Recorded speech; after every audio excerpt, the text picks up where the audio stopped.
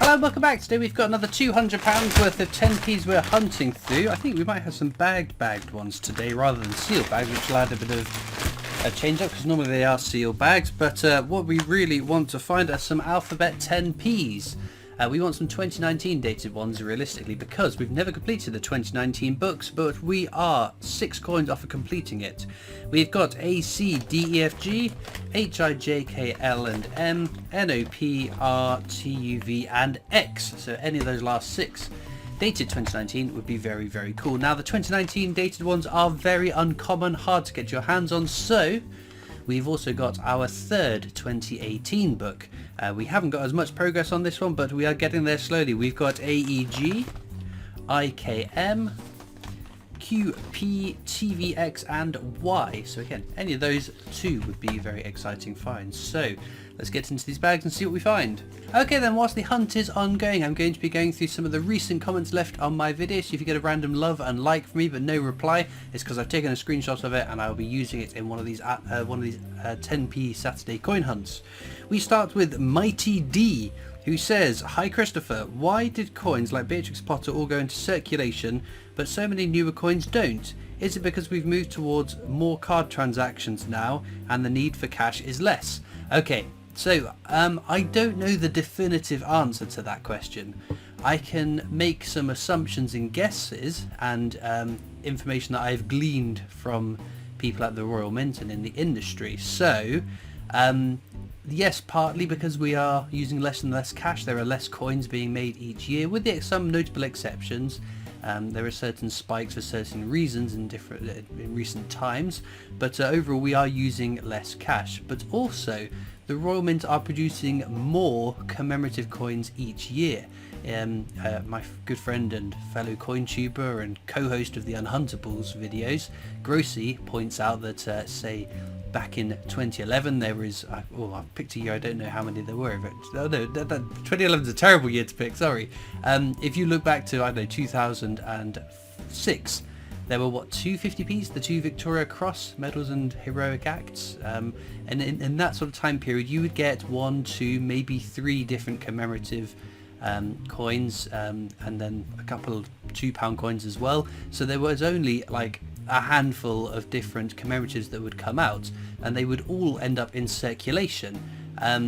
More recently we are getting tons. You're talking 4 coins just in one 150p set, with like the Harry Potters were 4 coins, the Star Wars coins were 4 coins twice over, and so things like that. So there are more commemoratives being made, and being made for collectors rather than for cash transactions, and I think unfortunately that's the way that the world is going. With the £2 coins, it's definitely an example of £2 coin demand has been so low for many years that no £2 coins had been struck until 2021, where they made some Britannias, in 2022 where they made some more Britannias. So that is one factor, yes. But another thing that I have picked up on, and this is through listening to the political podcast Political Currency, and it's a political podcast I listen to regularly that has Ed Balls, the former Shadow Chancellor, former Labour MP, and George Osborne, who was the Conservative Chancellor of the Exchequer under David Cameron's Conservative government. Not the best political podcast, so the rest is politics is definitely my favourite, but it's a very interesting one to listen to nonetheless. And in a few of the podcast episodes, Ed Balls has almost chided George Osborne because George Osborne liked coins. He liked getting coins minted to celebrate certain events. So that definitely says to me, it reinforces some information that I gleaned a few years ago that I wasn't allowed to talk about, that the Chancellor of the Exchequer has a lot of influence over whether coins go into circulation. We have then assumed, because Rishi Sunak pushed forward a couple of other designs, and since he became Prime Minister, or since he left his post as the Chancellor, we haven't seen many go into circulation. So there is definitely a point to be said that the Chancellor, I think, definitely can really kick those coins out into circulation. So if you have a Chancellor who is focused in other areas, who doesn't really have an interest in the coins, because the Chancellor of the Exchequer is the master of the Royal Mint as well, if the coins aren't that exciting or that important to the Chancellor, then less of them are going to go into circulation. So when we have a change of Chancellor, is it Rachel Reeves is the Shadow Chancellor? It might be time to start writing to Rachel Reeves. Anyway.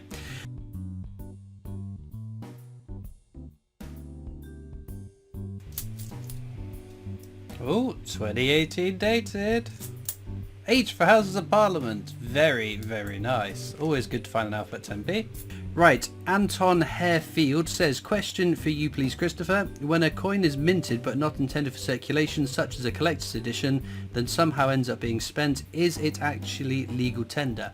So all coins produced by the Royal Mint are legal tender within the United Kingdom. Now, legal tender doesn't mean you can go and spend it in shops, pay it into the bank, things like that. We'll circle back to that in a moment. Apologies, my recording software cut out then, so I hope that the previous bit has come through fine, and I won't just repeat a huge amount. So, as I was saying, 50p's and £2 coins that are the NIFC versions that are minted, they're legal tender, they're worth £2 and 50p respectively, and you can spend those because it's very easy to spend a £2 coin or a 50p or the preview marked 2023 definitive coins, because they look so much like the circulating coins, and it would take someone that knows about coins to realise these are special commemoratives not for circulation behind the till to spot that. However, when we get into other denominations like £5 coins, like the Sovereign for instance, which has a face value of £1, like you'd want to spend it just at £1 because there's over £400 worth of gold in it, and that gold price keeps going up, so making them more and more valuable. £5 coins, the £20 fine silver, the £100 fine silver, they are legal tender, but legal tender, as I said, doesn't mean you can go spend them in shops and pay them into banks. It is at the shops and banks and whatever it is wherever you're spending it, it's up to their discretion whether they want to accept them or not. They are under no obligation to do so. So yes, those are ones you can't spend, but the NIFC coins, all coins produced by the Royal Mint for the UK are legal tender. Some you can spend, some you might be able to spend, others might be more tricky to spend, is a very long and rambling answer to that. But yes, the 50p's and £2 and any other coin that's circulated, then yes, that would be a very easy coin to slip into your transactions. Right, Mark Hill says, hi Christopher, I watch a lot of coin tubers, but the one thing they cannot agree on is the price that coins go for. So whenever I'm doing the 50p's or £2 coins, I put little prices up for those that are over face value. Even within my own videos, a video that's uploaded this week compared to next week might have a different price, or even during the same week, unless I'm editing them all together. Coin values fluctuate wildly in short spaces of time as well, so it's hard to have a definitive price. And it's like with coin reference books, there are some great coin reference books out there that show you all the coins you can find and buy and prices of them, but the minute that they go to print, those prices are outdated. The minute that a website publishes coin values, they're out of sync because it fluctuates so wildly. So I think I like to put a bit of a range, a lower and a higher range. Now I know that at the moment if I put it as £2.50 to £5, everyone thinks that their coin's worth £5, so it's not always the case. It will fall somewhere within that remit, and then you've got to factor postage costs and things like that in. So it is it is a very tricky thing to do. So it gives you an indication at least what coins are more valuable than others. If a 50p coin is worth up to £1 or £1.50, is it worth trying to sell that? Probably not, because again, if you have hundreds and hundreds and hundreds of them, it's not the most valuable, which means it's not the most desirable, which means you won't have a huge market trying to gobble up all those coins. So yeah, I hope that answers your question somewhat. It's just a tricky topic.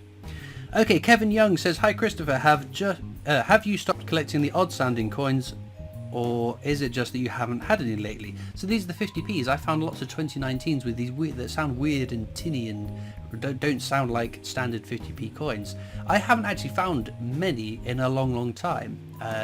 It's not something I particularly think about. I have a pickle jar behind me that's absolutely chock-a-block full of them, so I didn't think they were anything special or exceptional. So I don't know, maybe the well is drying up. It could have just been one run of them. I mean, the dies can last for 500,000 strikes, and maybe there's only 500,000 of them out there, and they are starting to get more dispersed into circulation, or kept by silly people like me who for some reason decided to keep them. Who knows?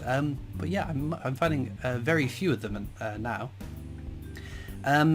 Jane Salisbury says, so here is a suggestion. You have too many Christopher Ironsides. Why not keep, say, 10 of the best and use the rest to buy specials from the mint? To me this makes sense. You have collected to buy collectibles.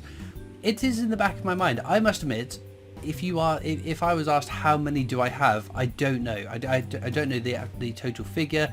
The closest would be the figure that's on my new Mr. page, but then again, that I haven't updated that for 2 years for my circulating UK coins, so it's probably higher than that. I don't think I have too many. Even though if I have hundreds of Christopher Ironsides, I've got 0.0000% of the total mintage figure. You'd have to have, I don't know, you'd have to have 5 million of them to even have an impact on how hard it is to find one of those. But like you said, I've got those coins at face value. They're worth 50p. They were always going to be worth 50p. I could go spend them tomorrow if I wanted to. What would I spend them on? What is going to be exciting enough to make me want to spend them? Because it's not been hard work keeping them, but it's been a long time building that little collection of Christopher Ironsides up, so I'd be again reluctant to spend them, because it's quite nice that I've built up this little hoard of the Christopher Ironside 50p's. So I think what I would be tempted, if a decently priced gold proof Frankenstein £2 coin became available, that would be exciting enough, being my favourite coin, to warrant banking all those 50p's and spending them on something very exciting. But it has been in my mind that I could spend them on a very exciting coin, because like I said, I've saved up these coins to buy a coin. So, but who knows? I'm not rushing off to spend them anytime soon.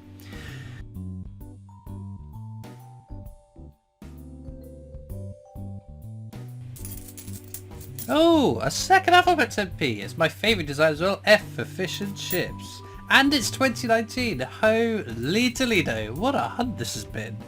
Right, I don't know how long I've been recording for, but we'll go for one more comment. We have oh my goodness. Vapidity. I apologise if I mispronounced that. It says LMAO. Literally opening my 10p's whilst watching, shouted, I found an M, and then 5 seconds later you found yours. However, mine's a 2019 though. Ooh, very nice. Those 2019 alphabet 10p's are very tricky to get your hands on. I have a request for Vapidity. Could you find a Kew Gardens 50p whilst watching one of my 50p coin videos, and potentially that could summon up a Kew Gardens 50p in my change, and well, not my change, in one of my bags, and if we can get this Kew Gardens 50p summoned, I mean, all you need to do is find a Kew Gardens 50p. I mean, how hard is it really, Vapidity? That it would then obviously spawn in one of my videos as well, because of exactly what's happened with your letter M one. So fingers crossed you can arrange that for me, and you will have my eternal gratitude if you can make a Kew Gardens appear in one of my videos. So thank you very much. With that being said though, let's get back to the coins. Well then, this has got to be the best 10p hunt I've had in a long time. We got 2 alphabet 10p's, H from 2018, which is a new one for the book, F from 2019, which we do have in the book, but it's a 2019 dated one, which is absolutely bonkers to see. A couple from the territories, we've got Jersey and Isle of Man there, and some people like to see the years, 2014 on the Isle of Man, 92 on the Jersey one. A big old 5p piece, same size as what the 10p is now. Obviously they used to be this big, but was shrunk down I think in the 90s, 1975 that one. There's a 20p coin, which I thought had made up for some of the lost money on some of the foreign coins, but I'm not sure. We have I think it's a Moroccan 1 dirham, Norwegian 10 krona, US quarter from 2005, that is West Virginia, and a Hungarian or an Hungarian foreign, not 100% sure on that. And then 2 interesting cut errors, so you can see there's a little blob of metal around the rim where it shouldn't be. And it's a good demonstration of the fact that some are much more severe than others and in different places. So there must be quite a little collection of those to gather up. I really want to, and I keep meaning to do it, get all of my 10p cut errors and put them all together on an album page or a couple of album pages, just to compare and contrast. I think that's very, very cool. As I said though, H is a new one for the book, so let's just get these all out of the way and get the H into the book. It's not every video that we get to put one into the book. It goes onto this page here, page number 2.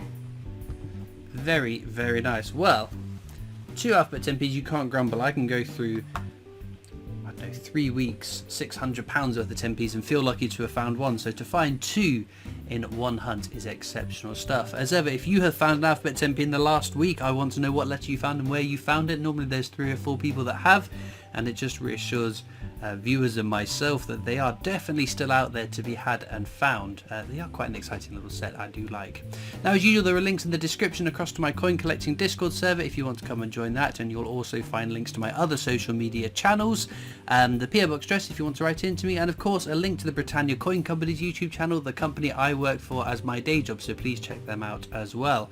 But all that leaves me to do now though is thank you so much for watching. I hope you've enjoyed, and I'll see you next time for more coins. Bye.